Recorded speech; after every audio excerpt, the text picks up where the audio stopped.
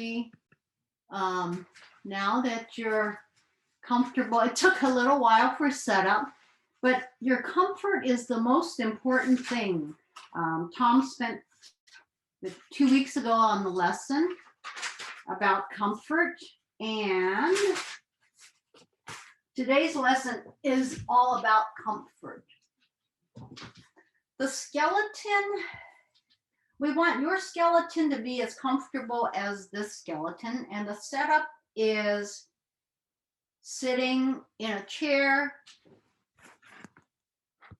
at 90 degrees of the hip, 90 degrees of the legs, and comfortably supported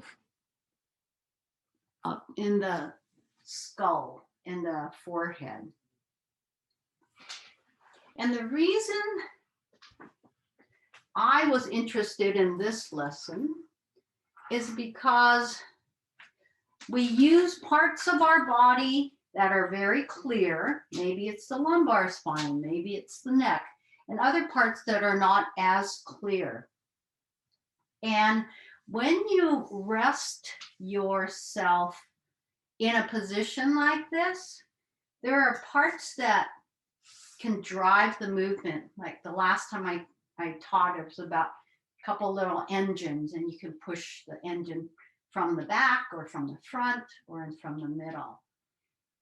So the movement is going to be very simple today. It'll be just rolling back onto the sit bone like this, and then rolling a little bit forward. This is a delicate lesson, and I want you to really learn how to let go.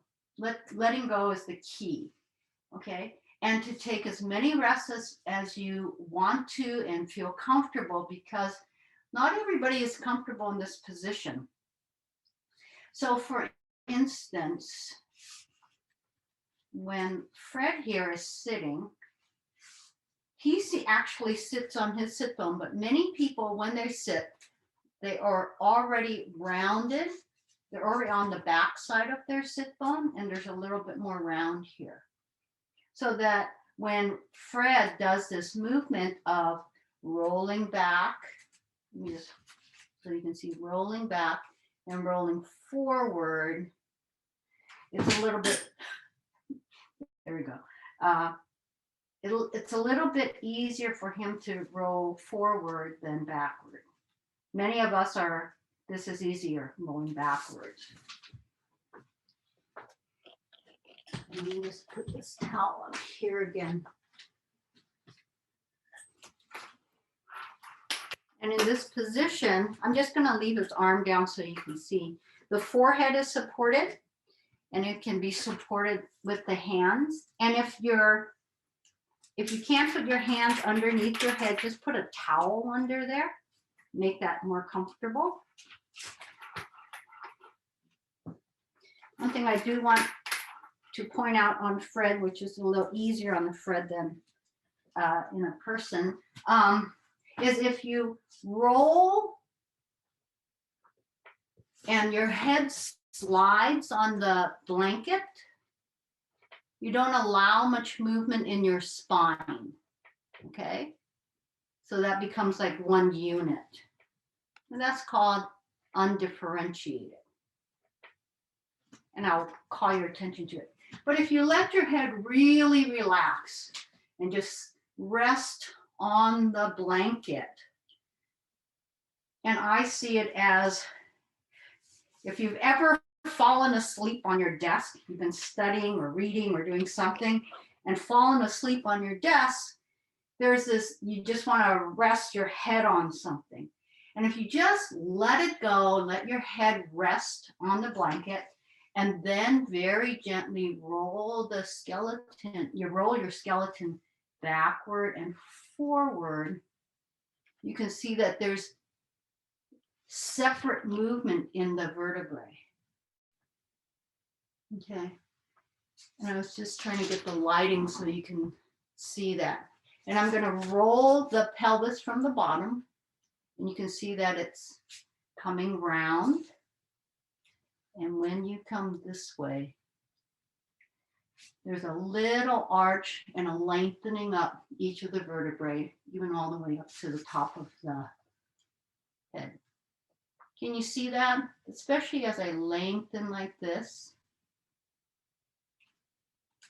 And it's just relaxing the head. I don't want you to force the head holding, because when that happens, you hold all those muscles all around the body, like Martha was talking about last week. We just want it to relax, and then the joints will move there and there. Also, there is, when the skeleton, when you move, this is very delicate, so I don't want too much tension here or here. As you relax more, you'll feel more. And I'm just going to do this one more time. When you relax and all the muscles relax, the bones can move. Can you see that? There. And exhale. I'm going to start with this. Okay? We're going to kind of concentrate in this area. Okay? That's nice.